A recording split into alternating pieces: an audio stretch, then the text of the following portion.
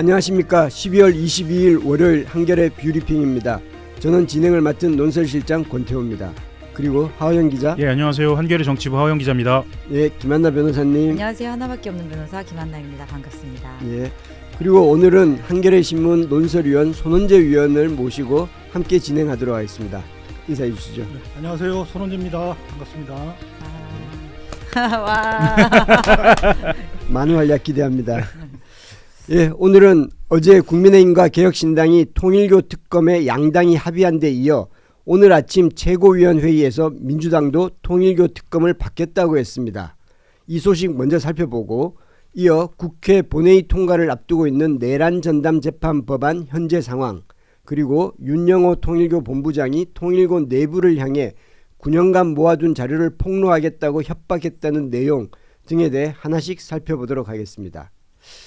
예, 먼저 방금 들어온 소식이죠. 네. 지금까지는 통일교 특검에 대해 좀 거부 반응을 보여왔던 민주당이 돌연 통일교 특검 받겠다로 네. 입장을 바꾼 건가요, 이제? 방금 들어온 소식인데요. 아마 그 정치권 해설 중에는 가장 빠른 해설이 아닌가 싶습니다. 그 최고위원회에서 김병기 원내대표가 특검, 통일교 특검에 대해서 이렇게 이야기를 했습니다. 국민의힘이 뭔가 착각한 듯하다 이렇게 말을 시작했거든요.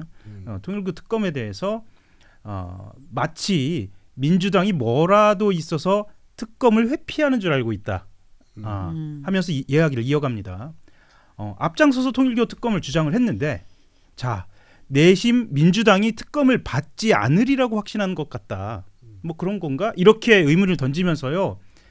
자, 통일교 특검 합시다 이렇게 얘기를 했습니다. 그러니까 이 전격적으로 발표를 한 건데요. 사실 아까 말씀하셨던 것처럼 그 통일교 특검에 대해서 민주당 같은 경우에는 보류 입장으로도 읽히고요. 또 어떻게 보면은 암묵적으로 거부하고 있는 거 아닌가라고도 읽혔습니다. 왜냐하면 빠르게 이 사건을 정리하고 넘어가야 다음 국면으로 넘어간다고 판단을 했고, 종합특검 문제도 있거든요. 그렇죠. 종합특검이라고 하면 간단하게 설명드리면 지금 이루어지고 있는 3대 특검, 내란 특검, 김건희 특검, 해병 특검 이 세 가지를 합쳐서 미진한 부분을 진행한다는 것이잖아요. 이 부분부터 해결하고 통일교 특검을 하겠다라는 게 이제 기본적인 기조였는데, 어제입니다. 어제 국민의힘과 개혁신당이 통일교 특검법에 합의하면서 민주당을 압박했고요. 이거에 대해서 12시간도 지나지 않아서 곧바로 지도부에서 전격적으로 결정을 한 것으로 보입니다.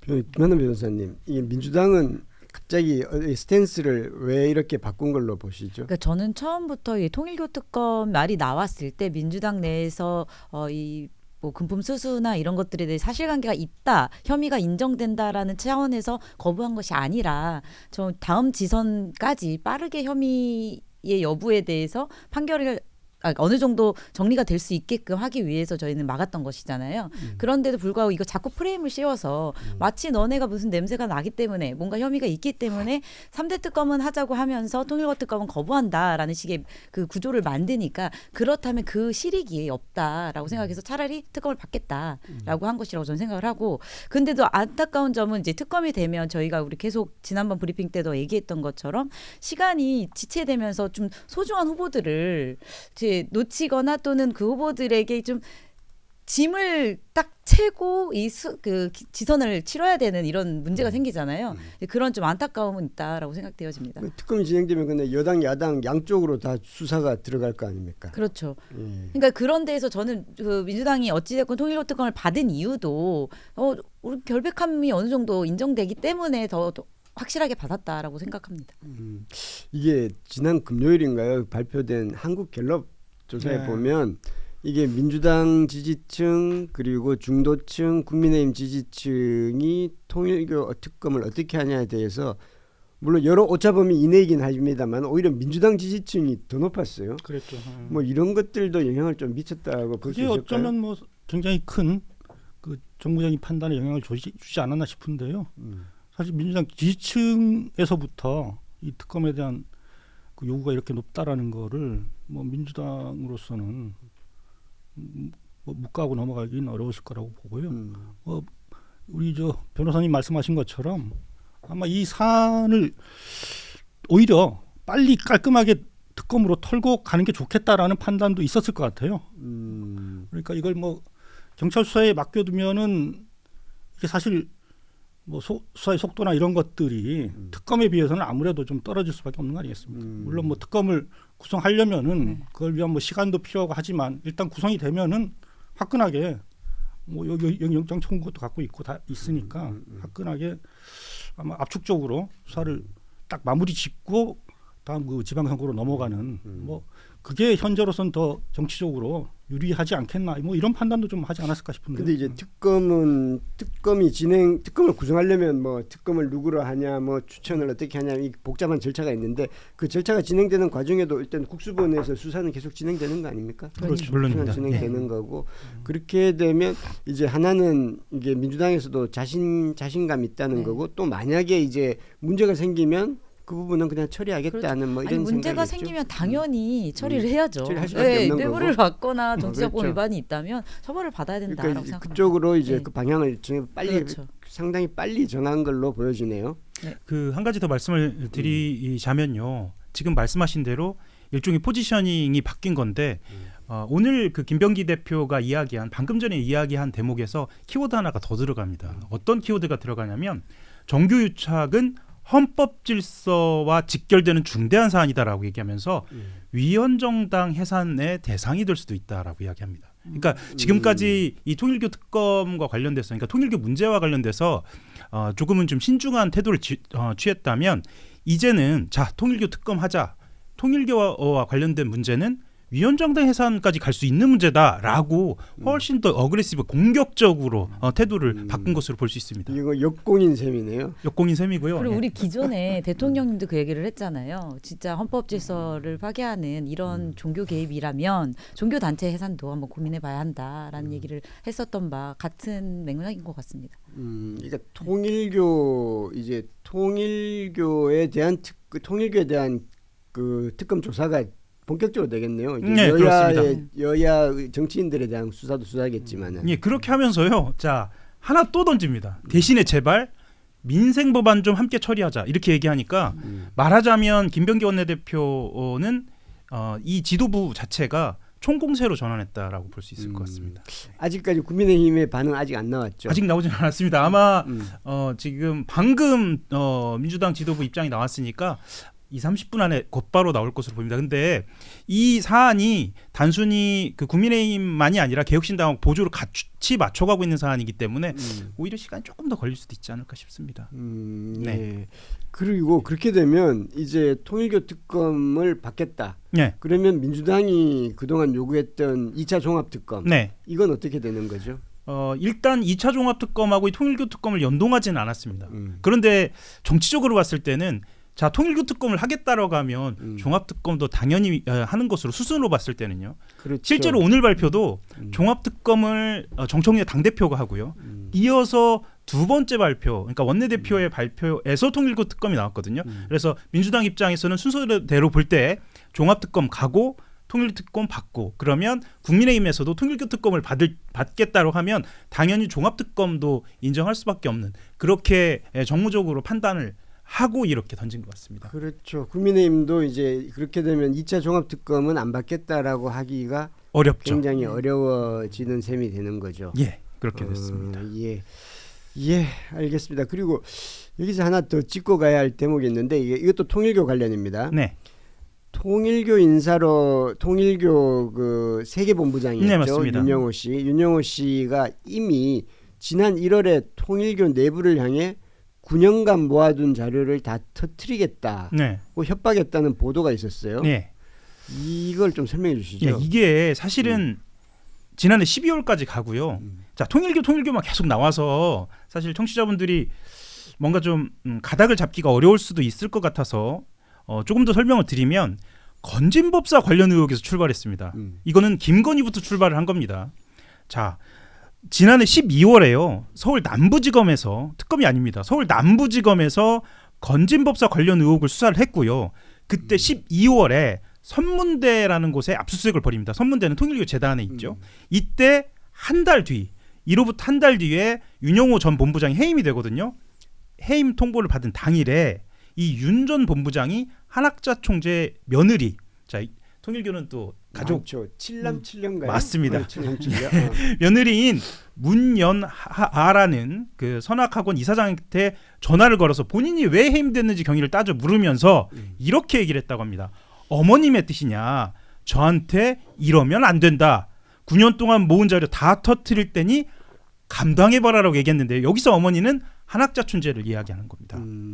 그때는 이제 해임 직후니까 네. 약간 화가 나서 그랬을 수도 있다고 보는데 네. 그 이후에 액션이 있었나요?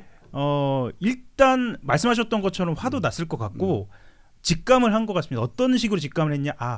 나를 경계로 해서 그러니까 나를 윗선으로 해서 꼬리 자르기를 하는 거 아니냐? 이렇게 직감을 한 것도 같습니다. 당시만 해도 이제 지금과 같은 상황을 상상하기는 좀 어려웠을 테니까요. 그래서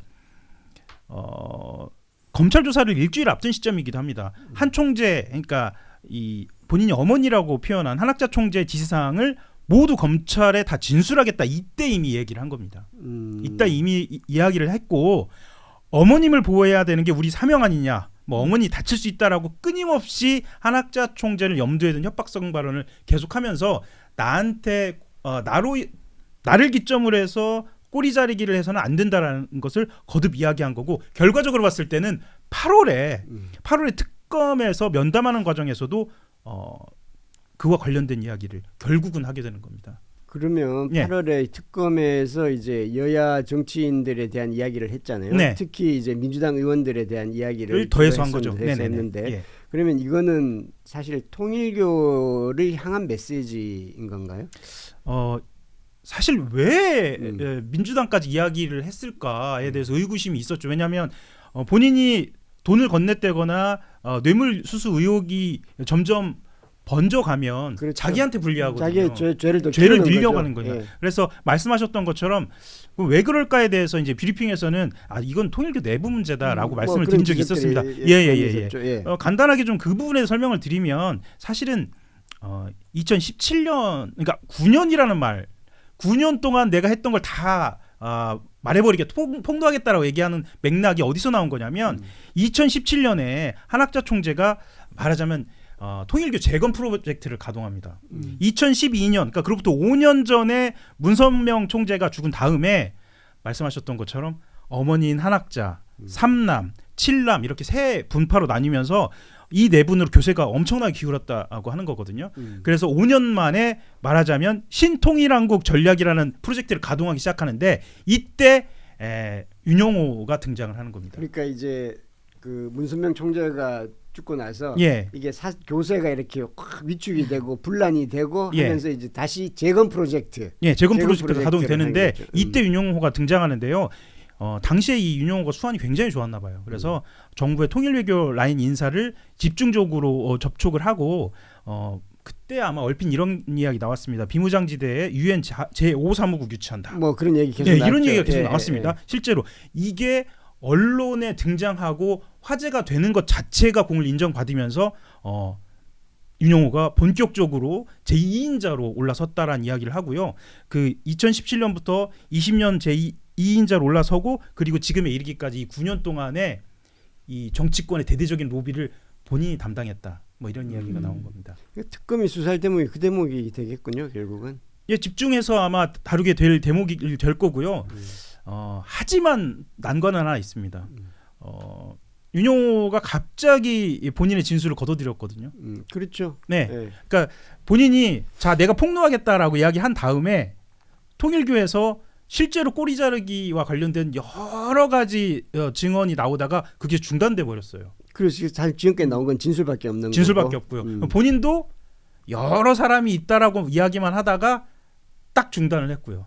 그러면 진술만 존재하는 상황에서 네. 뇌물수수 의혹을 어느 정도까지 수사를 할 수 있을지는 좀 난관이 근데 사실 부딪힌 겁니다. 진술도 일관되면 신빙성이 높아지고 그걸 기점으로 수사를 충분히 할 수 있거든요. 왜냐하면 사실 뇌물죄 같은 경우는 굉장히 은밀한 영역에서 벌어지기 때문에 그 진술만으로도 증거가 될 수 있어요. 그렇지만 지난번 우리 계속 브리핑 매일매일 그 윤영호의 진술이 바뀌었지 않습니까? 그렇죠. 그러면 진술의 신빙성이 이미 굉장히 바닥을 치고 있고 탄핵되는 그런 상황들이 많이 있었잖아요. 그게 더 문제죠, 사실. 그러니까 권성동 의원도 똑같이 지금 이제 돈이 나온 건 아닌데 그 진술의 일관성이 있기 때문에 지금 구속이 됐던 거죠. 그렇죠. 네. 그런데 사실은 그때 저 권성동 같은 경우는 사진도 찍혀 있었잖아요. 사진도 있고 예. 그렇죠. 그런 증거들이 문제 좀 보강 많이 증거들이 나오죠. 좀 나왔는데 그러니까 돈만 없다 뿐이지. 네, 근데 그 예. 권성동에 대한 것까지도 진술을 지금 번복했잖아요. 그렇죠. 그리고 네, 그리고 그 이후에 지금 뭐 민주당 전재수가 장관이나 뭐 등등에 대해서는 진술 뭐 봤다, 줬다, 뭐 들었다, 뭐 등등 막